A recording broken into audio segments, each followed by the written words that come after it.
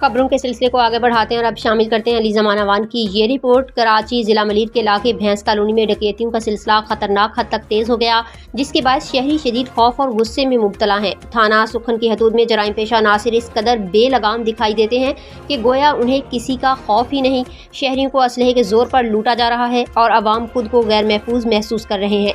ताज़ा वाक़या road number 5 भैंस कॉलोनी में पेश आया, जहां नामालूम मुसल्लह डाकू ने सरेआम एक शहरी इब्राहिम चाची को चलती सड़क पर रोककर लूट लिया। ऐनी शाहिदीन के मुताबिक डाकू असलहे के जोर पर नकदी और कीमती सामान छीनकर बासानी फरार होने में कामयाब हो गए।